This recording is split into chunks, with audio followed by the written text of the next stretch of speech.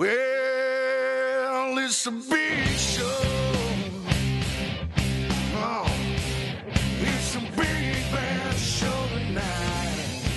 Oh, And welcome to the movie dump. Where our toilets and DVD players are filled with exactly the same disgusting brown, or I should say dark brown, substance. Okay. That one took too long. That was a stretch right there. I was gonna sing like a Big Show song, like his theme music. Oh, we already played it, so I know, but I was gonna sing it and then substitute the movie dump for the words "the Big Show." It's the movie dump. It's a big bad dump tonight. Well, it would be a big bad dump tonight, that's for sure. Yes. This week we watched the newest WWE film, Knucklehead, starring Knucklehead. starring Paul White, aka The Big Show. Yes. Yes. Is this his first WWE film? I want to say it is. Yeah, I think so. I don't think he's made anything else. I think you're right. I'm not totally sure about He's that. done some little bit parts here and there. He was in The Waterboy, I know that. Was he? Yeah. Yeah, he was in The He was in Waterboy. Waterboy. Yeah. Nothing big. As just- Captain Awesome or something like that? I think was what his name Awesome. was. I thought it was like Captain Awesome or Yeah. something silly like that. Which is fitting because this kind of had a Adam Sandler feel, like that the early 90s Adam Sandler comedy type of feel with the music and the style of it. Yeah, I think like first impressions of this film, like once it first started up and you see the title sequences, like it was straight up like 80s titles. Like I think this movie belonged in the 80s. Yes. Like yeah. it very much had not like the styles or anything like that. No. It was just like it was a film that was the technology that was used to make this film came out of the 80s. It felt to me sort of like it was a film that came out of a film factory, sort of, kind of. It did feel a little like, well, I'm not sure exactly how to explain that. It felt sort of generic. It was I don't know it was like well, you were mentioning the font at the beginning, when the title came on and you saw Knucklehead, and that was very 80s style of text usage, and come to think of it, like none of their fonts really matched their marketing. Like the fonts that they used at the beginning and the end were two different styles, and then also it was a different style on the cover art for the DVD, and then the posters. Well, even in the movie, didn't they almost use... I could have swore they used like 3 different types of fonts. Yeah. One, like twice the beginning it was different, and then at the end it was different, and... Yeah, which you just kind of have to stick with one and go with it, not... Yeah. Comic Sans. Yeah. yeah, right. It's your safe bet with everything. Yes. So, Scott, read us off the synopsis for this lovely film. Okay, alright. So, Knucklehead follows con artist Ellie Sullivan, played by Mark Fierstein. I hope I'm pronouncing that right. There's a lot of vowels in there. Who, after incurring a large debt with a local bookie, Dennis Farina, creates a get-rich-quick scheme by enlisting a sweet, gentle giant named Walter, played by Paul the Big Show White. There you go. As Big Show. Soundbite? well, Okay. That was like the most unenthusiastic soundbite ever. That was just this one's not going to have a lot of sound bites, so please give me one. I'm gonna do something. Well, let him finish the damn synopsis. Oh, okay. Then you explain what you're Okay. doing.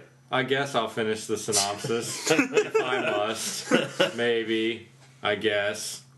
Okay, here's the rest of the synopsis. Okay. Walter's orphanage, the only home he's ever known, also needs funds desperately. Upon overhearing Walter's predicament, Eddie convinces the no-nonsense head nun, Sister Francesca, played by Wendy Malick, that Walter can win the money as a fighter and pay off the church's debt. Eddie's plan, which is travel from town to town with Walter and enter small, unsanctioned fighting competitions for prize money. Sister Francesca dispatches Mary, played by Melora Hardin, as a chaperone for both Walter and the money, and gives Eddie a week and a prayer to make it happen. During their God. This is a long-ass soundbite, or a synopsis, yeah. During their journey across the South to annual Pro-Am MMA tournament in New Orleans, Walter discovers what life is like outside the orphanage, while Eddie becomes morally conflicted over whether to take over all the loot for himself or keep his promise to Walter, the one person he can actually call a friend.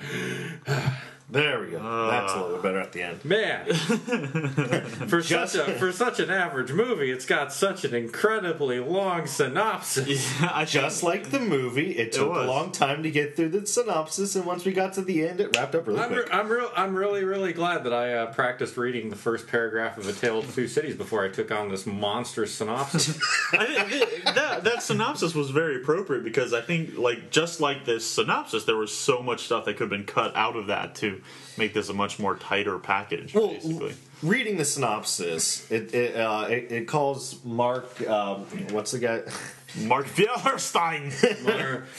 Mark Fierstein. Fierstein. It's spelled Feuerstein. He's the guy. Fierstein. He's the guy that's on that USA Network show. Royal Pains. I knew I saw him from something. Yeah, else. he was on Royal Pains. There was some pretty. Who's the nun in this? The main nun? Yeah, Sister the main. Francesca? Well, there was only one nun, wasn't there? Oh no, There's Wendy Malick was Sister Francesca, which was the old bitchy one. Okay, what else was she in? Yeah, she was a really bitchy nun. For this, I couldn't tell you what else she's been in. Was there ever been like a film where nuns were not bitchy? Sister Act? Yeah. Nah, they were bitches. Sound of Music. Fine. Sister Act 2? Were there nuns in Sound of Music? Dude, yeah. I never watched Sound of Music. So for this episode, I've realized that there are really not any good sound bites from this film, like while watching it. So I went to our computer, the Soundbite 5000, and actually pulled... Oh, good thing it has a name now. I was just calling it the thing.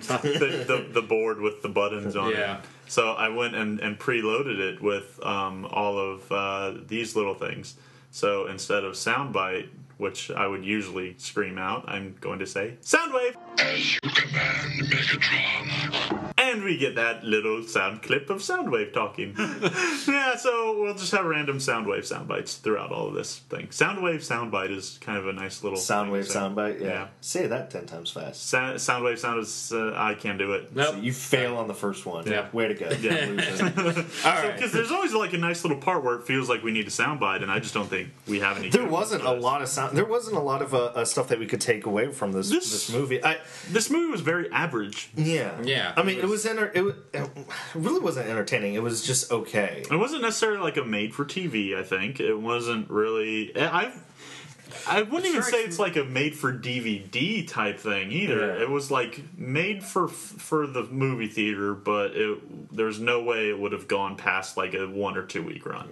Well, the writers for this were also... They did Delta Farce, which had Bill Engvall and Larry the Cable Guy, and then also another movie that was on USA Network, Bait Shop, starring Bill Engvall as well. So, okay. And how did Bill Engvall not end up in this one? Because he's not a 7-foot tall giant. Why did we? I never even hear Bait Shop. I mean, that with Bill Engvall. Yeah. Engvall, Sounds like something on MSNBC. It's really not that great. I saw late one night. It was I don't know. I would think that would be. That sounds like a good premise. I think it's almost the same type of situation of. You need money to save his bait shop, and he enters into starts a fight. Starts fighting catfish, and like a pro bass tournament he enters, or something like that. Yeah. Well, if you got a formula that's getting you work, and it keeps getting you work, you might as well just keep using it, right? I suppose. Right. Well, this kind of movie almost sort of tried to do like a formula that's been done time and time again of it, like kind of a cross between a buddy travel film and like a sort of like your sports team type film. It was fish out of water type of film where you take a character and put him into a situation that he is not used to whatsoever, and see the chaos that ensues. Yeah, and it was very weird because they labeled this as a comedy slash drama. It really was like they had no idea what they wanted to do with it, if it was going to be a comedy or a drama. Much like, kind of completely opposite of the film from last week with Thanksgiving, where it was they knew they wanted it to be a comedy. Yeah, it was a comedy mass as a horror, and only stupid people saw it as a horror and not what it was meant to be, which was a comedy. Yeah, and this one was like there were kind of elements of drama, kind of elements of comedy, but they kind of mixed the two together, and neither of the two should meet. Well, you need to look at the studio that produced this in the first place. It was done by World Wrestling Entertainment, which sort of, has a very, it either hits it or it just completely misses it on every single film they did. Like, The Marine was the one. That was the one I was thinking of right off. Yeah, they've done some good stuff. They've done some bad stuff. I mean, granted, it is a wrestling organization that is just in the past 5 years has broken into films, and they've had some good films and they've had some bad films. And I think this is the first one that they've actually tried to do that was a comedy. Or comedy-esque. Yeah, I think like all their films kind of had at least a little bit of like sort of kind of stupid comedy put into it that was kind of inappropriate for the film that they were doing. What do you have? You have See No Evil, The Marine, Condemned, Suburban Commando. That wasn't a WWE film. Well, you had a wrestler in it. It wasn't, but it was. But we're talking actual like Vincent WWE. Kennedy McMahon like produced it. So did he? Yeah. Did he actually produce it? And he did. He produced. I'm pretty sure he did. I know Look it up. I know he. What am I looking up again? Suburban Commando. I know he. Might take a while. Yeah, I know he produced. What was the one with Hulk Hogan? The very first one. No Holds Barred. Oh. Yeah, I know he was a producer on that. Yeah, Super Nanny. Or no, Mr. Nanny. Mr. Nanny. Super Nanny. The director, Michael Watkins, he's done some pretty well-known television shows. Like, he's directed some TV episodes. He did Quantum Leap. He did a few episodes on that. X-Files, Monk, Law and Order, Caprica, Royal Pains. Going back to Caprica? That. Yeah, he did a couple episodes on that. And the new one with Michael Chiklis, No Ordinary Family, he did an episode for that. So, I mean, right there you could tell that his style is more of a TV. Yeah. Yeah, but... Well, this film also, like... It wasn't bad. No, but the script for it was very much like... it felt like it was the first draft of the script and they just went with it. Yeah. They could have refined so much more with the story of this thing. Well, I don't see anything about McMahon doing Suburban Commando, just to throw that out there. Okay. So... Oh, well. Yeah. We'll dive deeper into that when we review Suburban Commando. I don't want to review Suburban Commando. Which makes it perfect. Yes. All right. So, this film, in the synopsis, said that Mark, or the character's name, Eddie, was a con artist.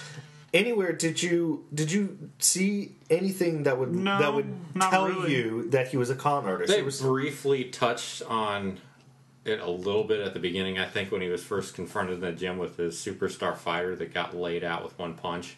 Well, that doesn't seem like a con artist. That just seems like someone that... Failed business venture, that's what it seems like. Yeah. It seems more like he was what I got from it, if I never read the synopsis, I would take it as a failed... boxing trainer or fighting trainer is trying to win back money or beat his rival or whatever. That's what it seemed like. It seemed more of he's trying to make a name for himself or win back the money that he needs to owe this guy, or he's not a con artist. There wasn't any con in there. Yeah, I mean, if there was anybody who was the con artist, it would be that local bookie guy who had the fighter Red Rum, who was supposedly going to smash everybody. Yeah. That was kind of a cool name for a fighter, Red Rum. Yeah, that was a pretty interesting name for a fighter. Which that was the other thing. The local bookie, I guess. Yeah, the guy I can't remember the guy's name, but it was Dennis Farina who played him. Yeah, it was Memphis Earl. Memphis Earl was the character. Classy name. Yeah, that sounds like just promoter name right there, I suppose. Dennis Farina. That's right up there with Utah Jones. He was in Snatch and Law and Order. Okay, all right. Yeah, he's kind of a familiar face. Yeah, he looked familiar to me. Yeah. I couldn't place where. There was a lot of people in this film that looked familiar, but I couldn't place as to like where they came from or what they were in. Yeah. Yeah. Soundwave. Rumble frenzy, ravage, rapid, eject, operation interference. Just to break up the awkward silence. That's pretty much what this movie was. That's all I got right now. This movie wasn't. I mean, this movie wasn't like awesome, but it wasn't just mind-numbingly stupid either. It's hard to make fun of it in the sense that there isn't a whole lot to make fun of, but at the same time, there isn't a whole lot of substance to this movie in the first place. It was very loosely connected, like everything in this. We're having the buddies in space problem again. I think almost. No, I don't think we're having that type of problem. I think this is a different type of problem where this was like maybe a mixture of like Space Buddies and the Texas Chainsaw Massacre. I would even say that because with this one it says one thing in the synopsis and it's a totally different thing. It's a different film. Yeah, it's a different film from what the synopsis is. Yeah, I think I had probably. Seeing the trailers for this, I had a little bit of a different perception as to what the film would actually be. Like, I thought it was going to be like straight up comedy, and Big Show crapping his pants half the way through. And which he did. In the trailer, they make that scene look like it's supposed to be a laugh. That was supposed to be a big, huge payoff and comedy aspect. Which, granted, I think probably that was maybe the funniest part of the film. It was the funniest part of the film. It was the funniest part, but also it was the most confusing part because it's a funny little gag. You have the over dramatic fart noises. Tummy rumbling, and then just the nasty, watery, wet diarrhea. While he's stuck in the back of a bus. While he's stuck in the back of the bus. Apologizing, which just ruins everything. Yeah, it's one of those I don't know. I thought him kind of crying and apologizing was kind of funny as well too. And then but when you have the sad music playing in the background, it kind of takes because you can see that he's embarrassed and everything, and. I don't know. And then again, later on, it's never touched on that he has a problem with his size. In that scene, for some reason, it seemed like with the music, with the fireman having to come out, with the threatening of having to use the jaws of life. And he felt kind of sad. He felt sad. That's he felt embarrassed. I didn't pick up I didn't pick up that. I thought they were going straight for last. But I think that goes also with the theme that they didn't really know which way to go with this. Was it supposed to be comedy or a drama? I mean, they had their comedy moments. But I have to say, him getting stuck in the bathroom wasn't the funniest moment for me. It was when the short bus they were driving, which was freaking awesome. Caught on fire, and they went through a field and hit this lone telephone pole in the middle of the field, and then it the bus explodes. Well, I thought that was I thought that was an awesome effect right there. They probably saved a shit ton of money of not showing an actual crash or an accident. Oh yeah. All you see is this wide shot of cornfields and a lone telephone pole in the middle of it, and then all of a sudden bam! The telephone pole shakes and this puff of smoke comes. Yeah, you just hear a bam, and the telephone just slants over to the side, and a little bit of smoke comes up, and right there you got the illusion that they slammed into the telephone. And it was pole. funny. So. Yeah. I think this film also was kind of a good classic example, somewhat of the Italian neo-realism films where they didn't have anything, so they just took a camera and went out and shot whatever the hell they could, with the scenery and ambiance to tell the story. Yeah. And that scene in particular was good about driving the point home. They were just out in the middle of nowhere. They just took a camera out and a couple people just filmed. And it's kind of weird that I'm comparing this almost to an Italian neorealism film. Yeah, it is, but hey, so be it. Yeah. It's so an adequate comparison. So there. Take that. Yes. Who says the movie dump isn't classy? Yeah. Yes. We like to bring a little bit of class with our sophomore humor. There was like parts that just were kind of weird in there. There was like a rabbi fight, or their first fight that they took the big the first fight was in a synagogue, and people holding up like rabbi. It really wasn't the fact that it was okay. Hold on, time out. Rabbi, what do you mean holding up rabbi? Well, they're holding up the Star of David. Yeah, like huge stars of David. Yeah. Like it was like some sort of. Well, that's their sign. They're trying to drive it home. Hey, we're Jews. But they're at a fight. Like, why aren't they holding up Jews propaganda can't for their fight? fighters? No, Jews. No, according to World War II, they can't. Oh, that was Soundwave. Soundwave superior, Constructicons inferior. There's your going to hell moment right there. I don't know. I had to move that on somewhere. You had to get out of that somehow. Okay. Yeah, but now we're off the air. So no. Remember, send all your hate mail to Nick Brown.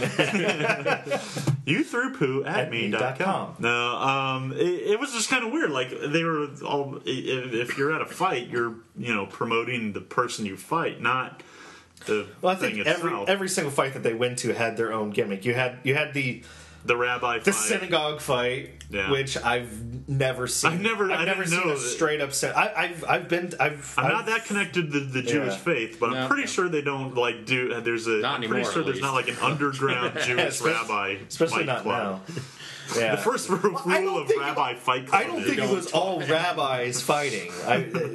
I just think that they were just Jews that were fighting. That's it. I guess. I don't know. Jewish sports organization, that's fine. Fighting in the back of, a synagogue, that's fine. Yeah. Giant stars of David holding up like, you're cheering on your favorite fighter. Weird looking. Yeah. Really weird looking.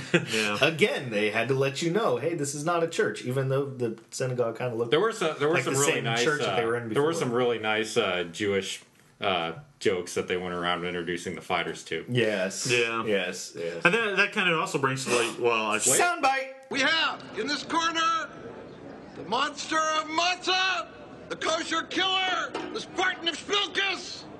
I give you Sugar Ray Rosenberg.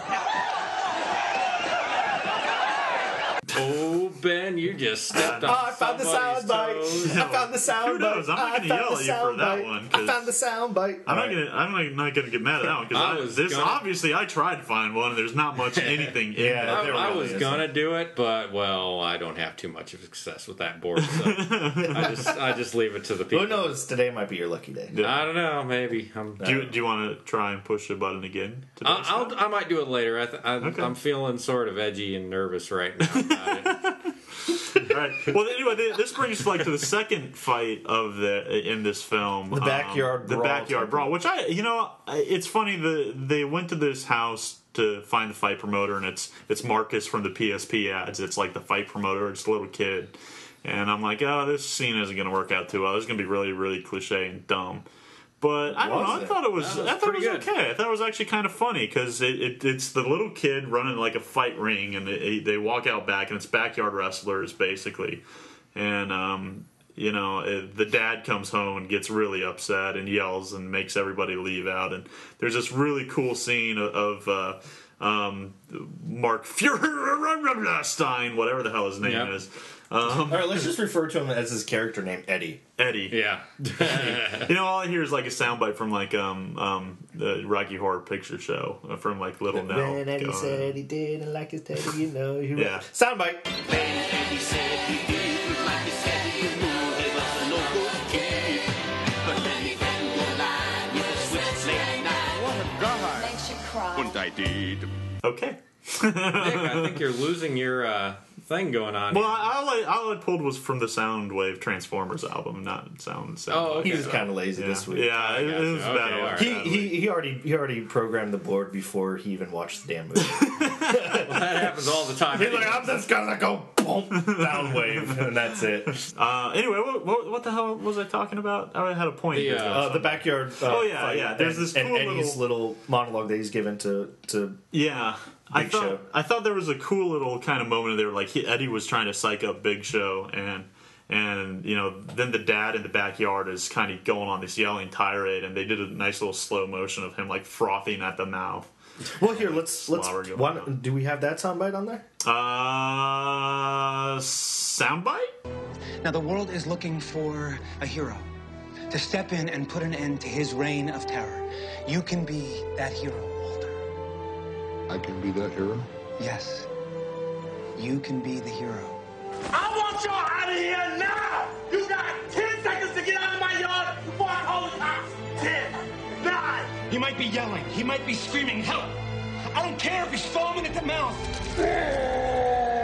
You destroyed this guy before he even knows what hit him. Now, what's it gonna be? Huh? Huh? Are you gonna let this monster win?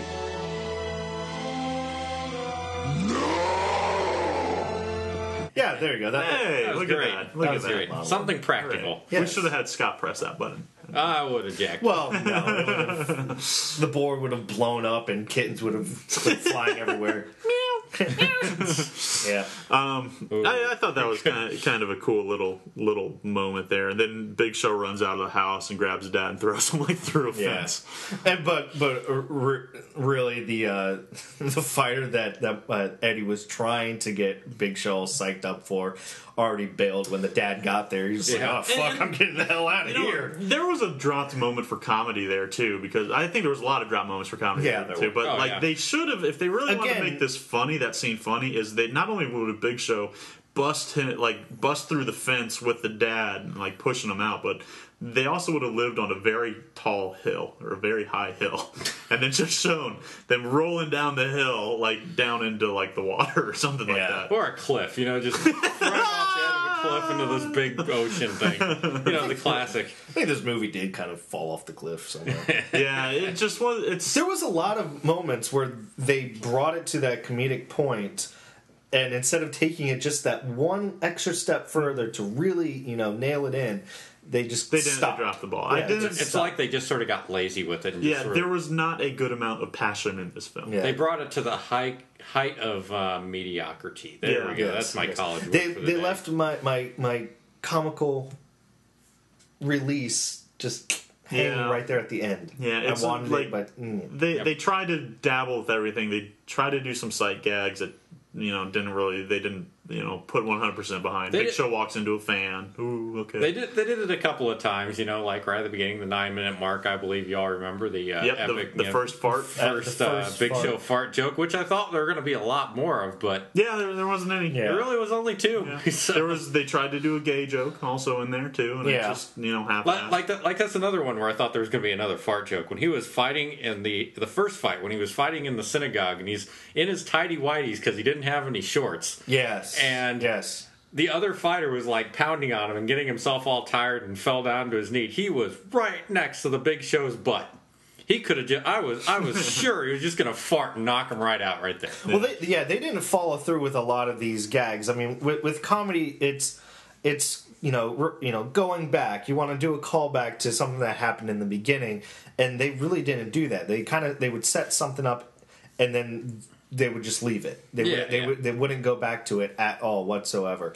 A side note: when they were at the orphanage, Walter. At the beginning, at the beginning. Okay. Walter, Big Show, had a buddy, I guess, that he could sympathize with. He was the loner kid, the one that kept always playing that fucking game. He had a little Nintendo Game Boy Advance, which apparently he was so enthralled with it when the kitchen caught on fire, and he's sitting right next to the fire. He did not hear it, smell it, or feel it. He was just so focused on that fucking game. Yeah, the main part of the main driving force as to why Big Show has to go out and do all this stuff is because they burned the orphanage down, because he accidentally burned the orphanage down. And while it's burning down, this little kid is sitting on the table playing his Game Boy Advance. And right next to the oven. And raging fucking 5-alarm fires going off behind him. Which in all reality, the person that they should be more pissed off at and who should have gone out and did all this stuff is that little kid. Yep. I would have loved to see that film where it was just a little kid that went out there and had to do all this against, he had to fight a bear. And Big Show was his... You want fighting promoter. Yeah. Just do it, kid. Can I fight him with my Game Boy? Yeah. One little funny thing that I think helps out with this film, also for comedy wise, is think of it like that. This little kid, you see him all the time. He's playing this Game Boy Advance. Think of it that he doesn't know how to turn the Game Boy on. Like the whole reason why he's just sitting here the whole movie just playing this Game Boy is because he hasn't found the on switch yet. Yeah, and there's like a perfect moment at the end where Big Show sits down next to him, and it would have been great if he just reached around and was like, "Oh, flip," turns it on for him. Yeah, like the whole time we kept seeing him, we kept just saying to ourselves, like adding our own dialogue of, "How the fuck do you get this damn thing on? I've been trying this for 10 years. I can't get this shit to work." Yeah. And then right at the end, he's like, Big Show's leaving the orphanage, and he's like, "You can't leave me. Yeah. You gotta show me how to turn this fucking thing on." If the Big Show would have reached over and turned that Game Boy on at that moment, I probably would have crapped my pants right there. And the whole movie would have been worth it just for that gag right completely there. paid off. There's so many. But this movie would have been great for a riff track. Like I would have loved to for WWE to write this script, or whoever the hell wrote the script. I don't even know they're part of WWE or WWE Studios or I think WWE Studios. Yeah, it was WWE Productions. They produced or they were the production studio for the picture, but they weren't WWE writers. Yeah, not to toot my own horn or like stroke my own ego or show my own self-importance, but like if But you do stroke it well. yes, if WWE like took this script and gave it to us, and we could have gone through this and made this so much better. I think. But again, the writers are from Delta Farce and Bait Shop. Yeah. Did anybody see Delta Farce at all? No, I have not seen either one of those. I like the whole blue collar comedy stuff, huge but fan of them. I just didn't really go for that. Yeah. Because after a while, I mean, it's just the same damn jokes over and over. It's like you watch the Redneck Comedy Tour thing, and Yeah. you pretty much have seen Delta Farce, I'm guessing. Yeah. So If you saw the first two Larry the Cable Guy movies, it's the same. Delta Farce is the same thing, just with an AK and camo. That's it. Soundwave. Just to move it right along. Yeah. Hey, you know what it is? The Soundwave soundbite is a segment into the next part of the podcast. It's our segues. It's our we're bored. Fucking move on. It's the Soundwave segue soundbite. Yeah. Soundwave segue seg. Ben's Damn doing it. the sound bites. Yeah, you did good. You're doing the sound waves, and every once in a while, I'm just going to yell out, "Dead air!" I didn't know we had a dead air button. Hey, whoop. That's just the mute on the mics. Yep, there you go. That comes at the muted very the mic. That's the last time I'm yelling at, by the way. So yeah, Good. comes at the very end of the show. You know. Yeah. So I don't know anything else about this film. There was a cool little moment, I think, or a cool little technique that I have to admit I don't think I've seen anywhere else, or something that just looking at it I'm like, oh, that's You've seen pretty it with cool. other objects, but not this one. You don't even know what I'm going to talk about. I do know what you you're don't know gonna what I'm talk going to talk about. Yes, I do. What am I going to talk about? You're going to talk about the margarita glass. No, I was going to talk about Big Show stuck in the back of the bus. No, we already talked about that. So you're just All gonna be right. redundant. Yeah, I was going to talk about the margarita. Anyway, it's pretty cool. It's almost like a stop motion type thing where they've got the camera kind of going, not stop motion, but a time lapse. I guess I would say. Yeah, I wouldn't even more think like it was time-lapse. that really. Yeah, it wasn't. That's the only thing I can kind of equate Yeah. it to.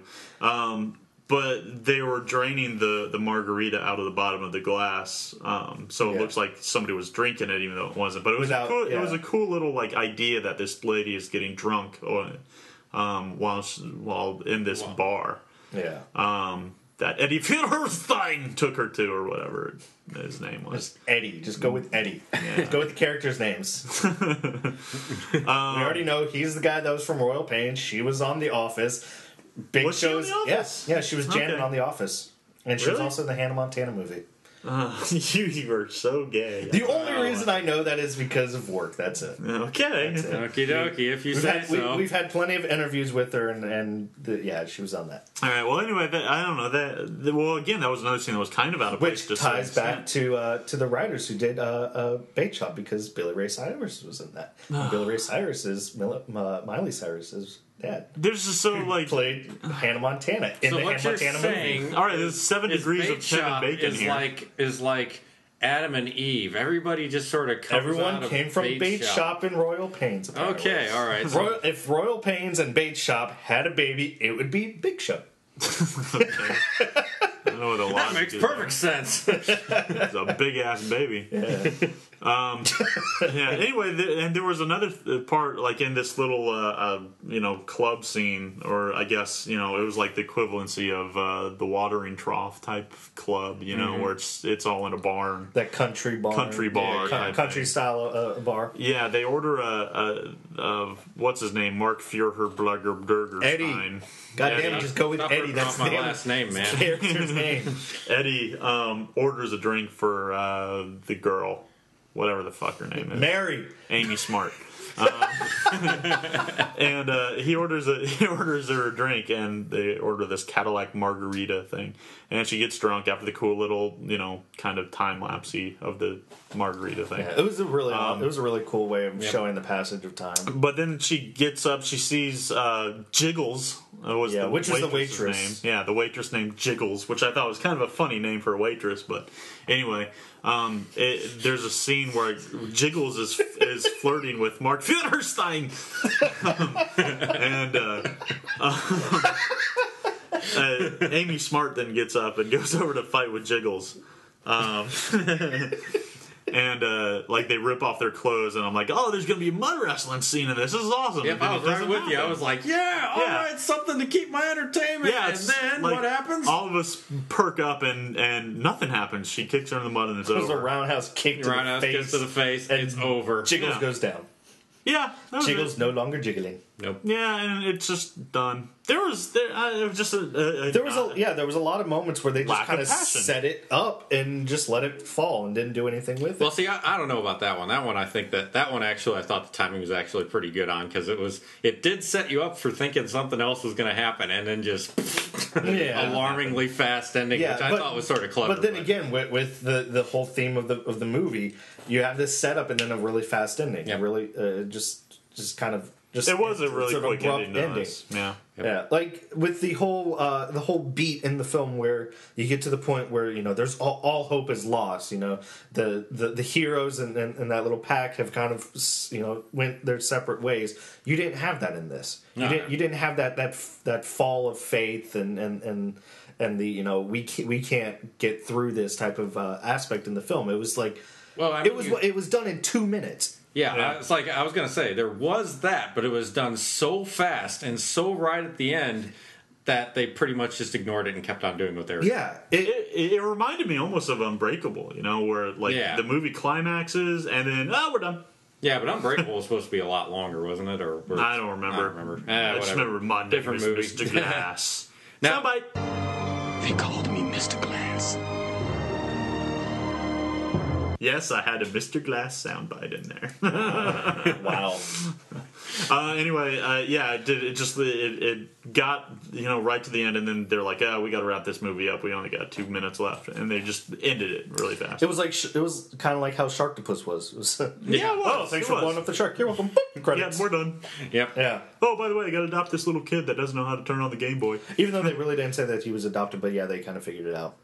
He's like, Yeah. I'm adopting a kid. No, not you. I'm gonna adopt. You're the other retarded. kid. You don't know how to turn on your Game Boy. I'm gonna adopt the dick kid. I was dressed up like Dorothy at the beginning of the movie. I'm gonna adopt the Marcus because he knows how to play the PSP. Yeah. Yeah. And he's going to be my new fight promoter. And he's got Mad Milton was his Mad name. Milton. Mad Milton. Yeah. Now in this movie, there's one thing that I learned. I did learn a new word in this movie. What? Remember when they tried to hitchhike after they blew up their retard bus? I mean, short bus. Dude, come on. Man, come on! You can't say retard. Just like I'm not supposed to talk about Nazis and World War II Jews not fighting. What? Yeah, you're right. I shouldn't talk. What, is the FCC listen to this now, or are we not allowed to say? No, but I'm pretty sure censored? iTunes is or something. I don't know. Well, as long as we're not okay, whatever. Yeah, whatever. So Anyway. after their mentally handicapped. Just call it a damn short The short bus. The It's short a fucking school bus. short bus. I know, okay. After the short bus ran into the only telephone pole in the state of New Jersey or whatever they were at, they... I don't think that was Jersey. Oh, yeah, I don't think they were like Jersey. near Jersey. No, that didn't look like Jersey. That looked more like your part of the country there. So anyway, before I start, saying other stuff that people are going to correct me on... We're not going to correct you on any of this stuff. No. Why haven't you finished your sentence yet? I don't know. I just don't know. It's like I'm getting there. It's just really slow. I'll stop. Soundwave. Soundwave superior. Okay, go ahead and finish. So it's been 45 minutes after the Soundwave happened here, but anyway, yeah. So your favorite word of the movie. Is that what you're talking about? Well, it's a new word that I learned. I wouldn't say it's my favorite. God, you're like this movie, man. You just keeps going, and there's no substance to it. So after they picked up the donut, that was before the donut. What the fuck are you talking about? I don't know what you guys are talking about. There wasn't a donut in this movie, was there? So anyway. There was a funnel cake with a bear. That's all I remember. I don't know. All right, so they crashed their short bus into a pole in a cornfield and go hitchhiking. And that weird dude who was driving that truck picked him up, and, it cuts to, Big Show sitting in the front cab. They're having this conversation. The guy driving the truck is obviously wired up on, roofies or something like that.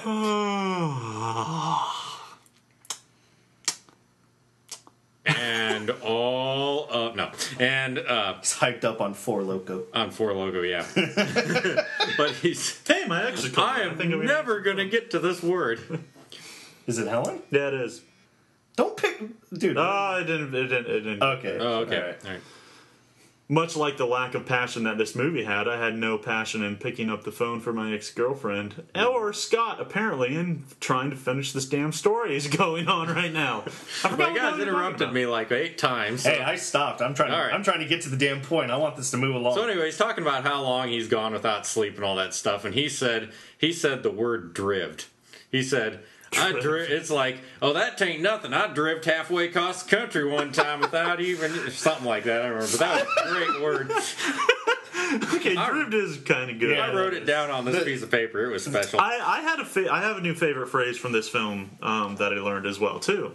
I didn't even pay attention to driv'd, but I think driv'd. I just caught it. I was like, that's cool. Soundbite of it. Here, Scott, it's your moment. Hit the soundbite button. Hit the soundbite. Is it the big button? It's the one that's blinking that says Scott's soundbite. Okay, soundbite. Did you say you are ready to have my thang in your mouth?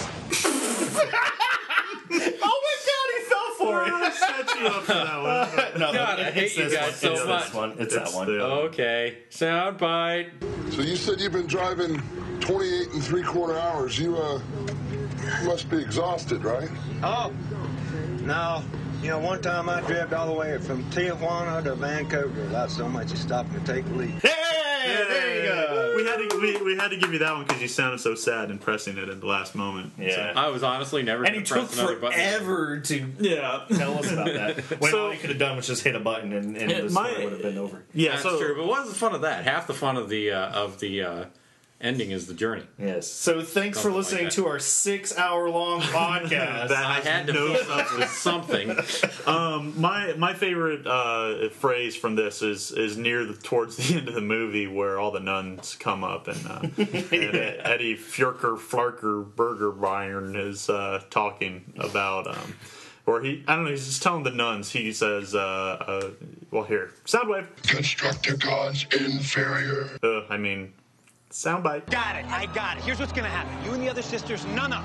I want you to search every inch of this space for Henry. So yes, nun-up. I like nun-up. I think the phrase nun-up is going to be pretty consistent in my life. Now see what happens? You bring in the sound wave bites. You sound wave...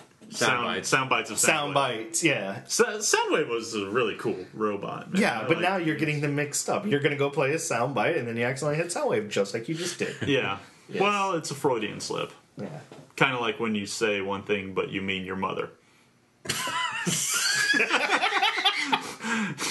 I guess this is... And And we're done for the week. I guess this is just the say anything you want, even though it doesn't make sense one.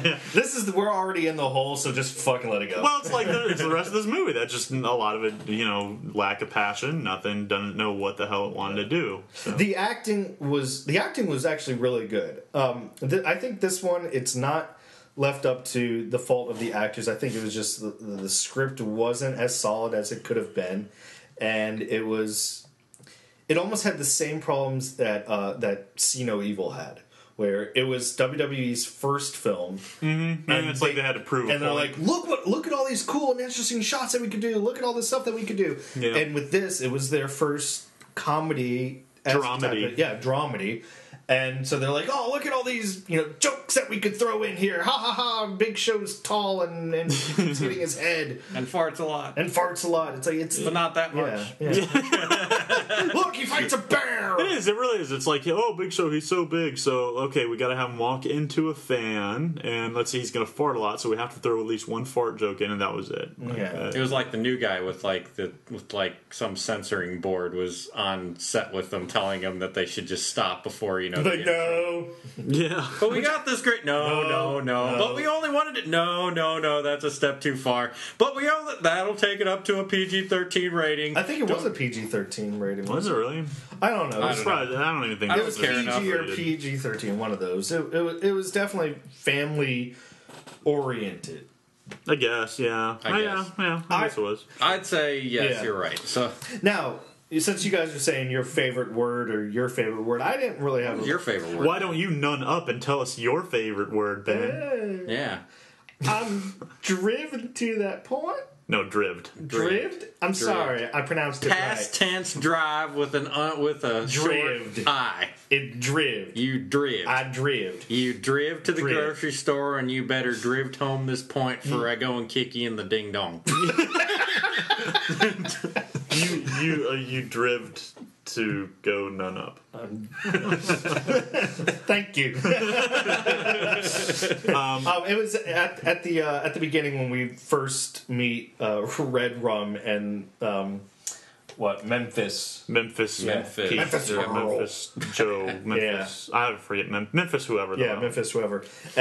And they knock out Eddie's first fighter, and they're doing the little spat about you need to pay us the money. I don't have the money right now. And then there was he's like, all right, we'll get. He's like trying to get Red Rum to punch him. Yeah, that was funny. Red Rum. That was. Well, here, soundbite. I'm gonna give you a little taste of what's in store for you. Red Rum. Red Rum. You want me to hit him? That would be very effective at this particular moment. But when you think about it, Earl, if the ultimate goal is to get your money back, hitting him only hinder your chances, no? Yeah, he makes a valid point. This is a very Hey, this isn't open to discussion. Hit the guy. Thank you. Well, very good and not explained it. I think there you go. There you go. All right. That was good. I think there was a huge problem with the story of this all is if you're I guess this Memphis, whatever the fuck his name was. Was he supposed to be Memphis Federer Frankenstein is Memphis Earl, a.k.a. Baker. Soundbite. A.k.a. Hector Francois Gonzalez, a.k.a. What the hell is he here? Yeah, him. Whatever that guy is. He was. I don't know, what was he? Was he a loan shark or he was just a fight promoter? What was he? I've read sort of like a little bit of column A and a little bit of column B. Okay, well, regardless, he wanted his money back from Eddie Marcus. The point was never really flushed out. All right, so I'm under the impression that he wanted to get his money back. Yes. Yeah. That was.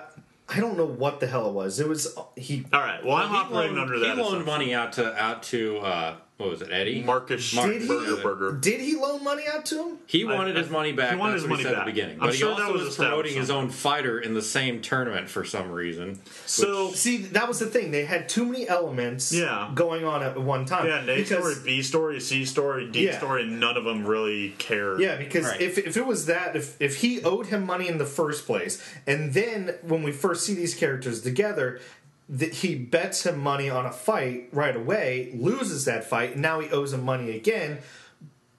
But he was a really shitty loan shark, in my opinion. I mean, he didn't know what he was doing. Like, that's the thing. Like, in a couple of the synopsises that I've read, synopsis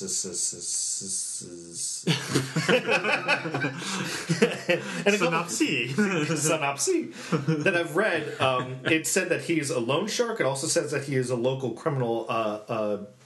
He's a douche. Boss. He's the Eric Roberts of. He's the conniving guy twiddling his, doing the Mr. Burns thing, trying to figure out how he can slash someone's tires to keep him from triangle finger pose, and then shaking his fist when he gets sort of.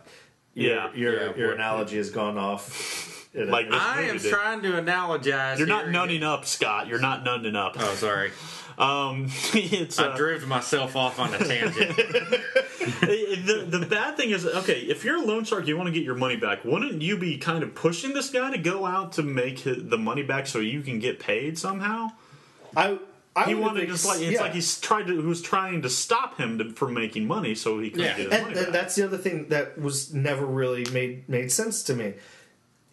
He wants his money back. Mm-hmm. He's threatening the guy's life, right, or whatever. But he goes to the fight to win money. But the guy doesn't want him to go into the fight. This shit was more confusing than Inception, man. Yeah. I know. And really, it was just that one. It was really just that one main thing that really caused all the confusion. The plot didn't make sense. It's like what was point A and what was point B? Yeah. Why? What was the reason of them on this journey besides? If you, it really comes down to if you take out the loan shark guy. The rest of the movie makes mostly sense. I think if the loan shark wasn't there, it would have made so much sense. You have you have I agree. You have Walter. He sets the orphanage on fire. He needs money. He stumbles upon the con artist who's like, "Hey, I can make you fortunes. Be a fighter for me. Blah blah blah, blah whatever." Mm-hmm. You could have written that meetup in any way. Yeah. He's a 7 foot tall guy. You don't need to actually see him fight. You just need to see that he's a giant. He can make you money in some way. Yeah. And then they do that journey, and at the end they realize, hey, he's a con artist. He's not trying to help us out. He's just trying to make a quick buck and use us in the same process. And then, I've learned the error of my ways. I'm going to help you out. It's better to give than to steal or whatever. And then everyone lives happily ever after. See? Boom. Good plot, good story, flushed out, no loan shark. They could have even cut out the fight promoters. I guess it would be Dad who owns that gym with him. Yeah, there's just a lot of parts in there that they could have just cut out, and it would have worked a lot better. Or merged characters. Yeah, merged characters. Exactly. That's. It really was. Yeah. This script was like the first draft of this script, and they just went with it. They could have tightened this up and done so much to make it a better, more complete package. Yeah, but who knows what sort of deadlines they work with over yeah, but then again, I mean, look at this is supposed to be out on DVD in a week. We got to finish this shit. Look at the look at some of the comical sketches that they have, comical sketches that they have. Lola, I just made up a new word. Comical. The comical sketches that they have on WWE programming. I mean, every once in a while it hits, but majority of the time it flops. Yeah, and that's kind of like what this is. It's like that. You have writers that really aren't comedy writers that wrote this movie, and you have a production company that really isn't a production company that deals with comedy. It's not going to work well. Yeah. So, that's like us trying to do a foreign film in the native language. I did a foreign film. That's like us trying to do a foreign film in their native language. I couldn't imagine what foreign film language we'd actually use. Yeah, I mean we aren't. It'd be Russian. Yeah, it would be Russian. No, it would be German. And go, Scott. Go, Scott. Why Take are you it away, looking at me? Soundwave. As you command, Megatron. Yeah, because Scott dropped the ball on that one. Yeah, way to go. He didn't nun up. No. All right, we let's wrap this up. Ich bin eine Dummkopf.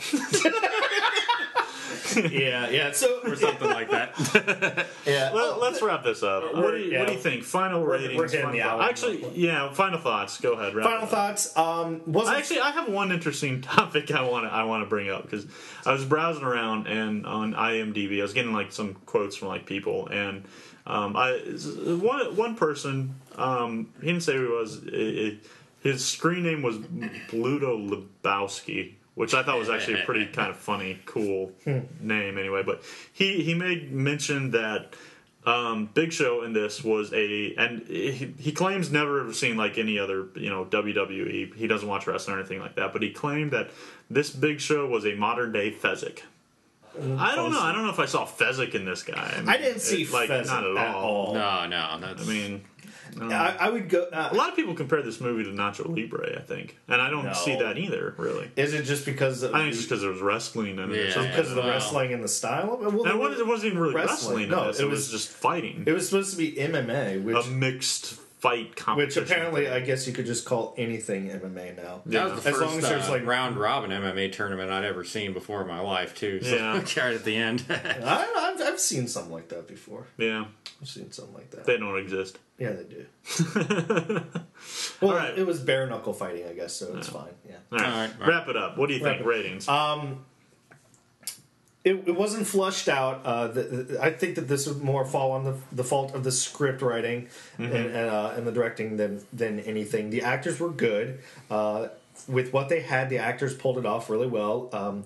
As Paul White's debut feature, I think he did a really good job. He can show that he can play a lead later on.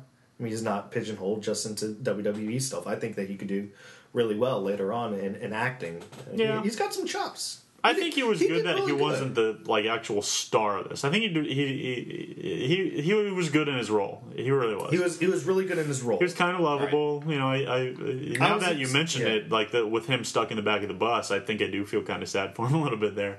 Like I think that could have been a really, really interesting little. He sort of started off as a man child too, sort of. Yeah. Like you could, like when he was walking around, you could almost hear like the generic little tuba sound.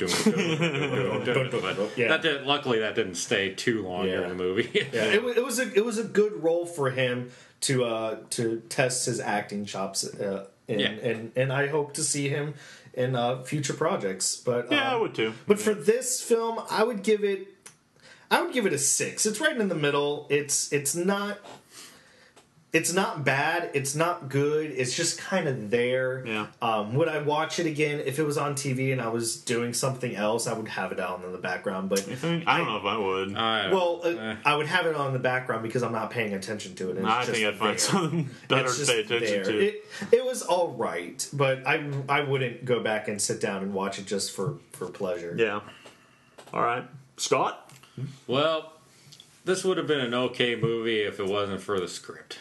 I think we're all in agreement that it was the script. This script just wrecked most of this movie. They could have, like we've been saying earlier, this movie could have done a lot more if they just would have applied themselves a little more on the script. Everything else wasn't too bad, and except for the script.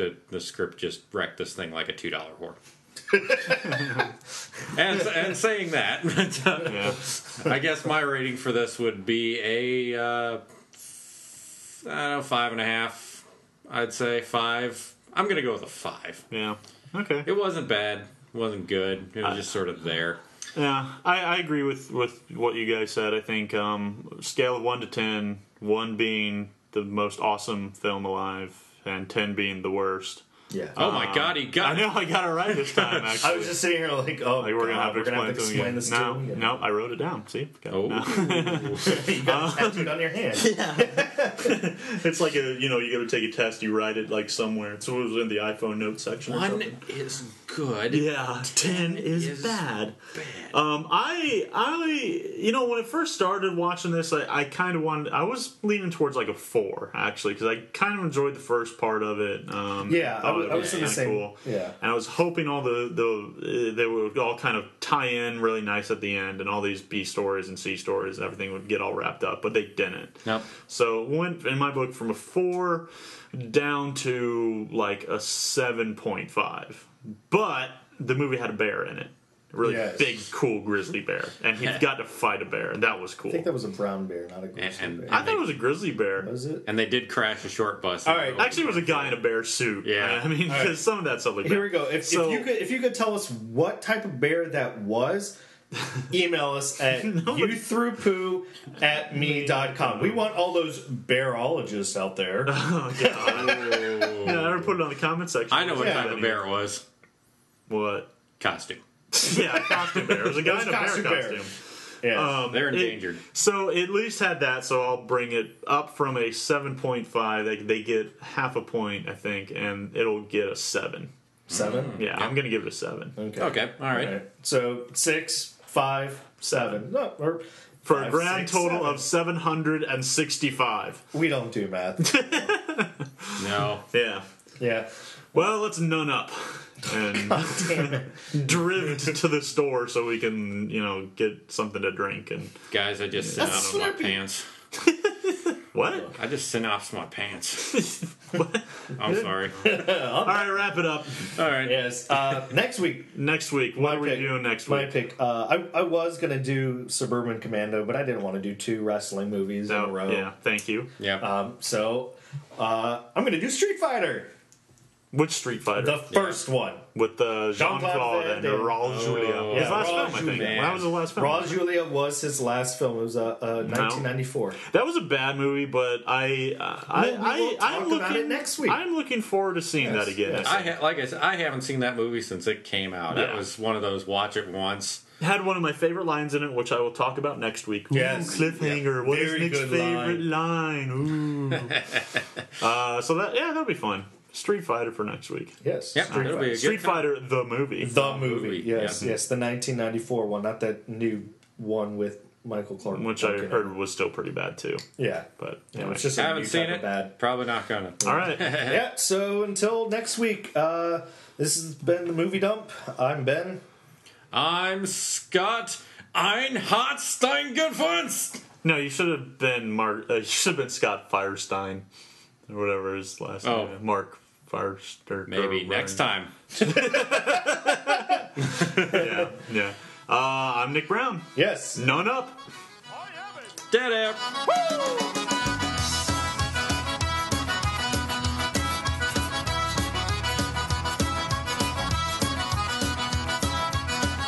Oh bye bye, oh bye bye, oh bye bye, oh bye bye, oh bye bye, oh bye bye, oh bye bye, oh bye bye. Va doucement, va doucement, va doucement.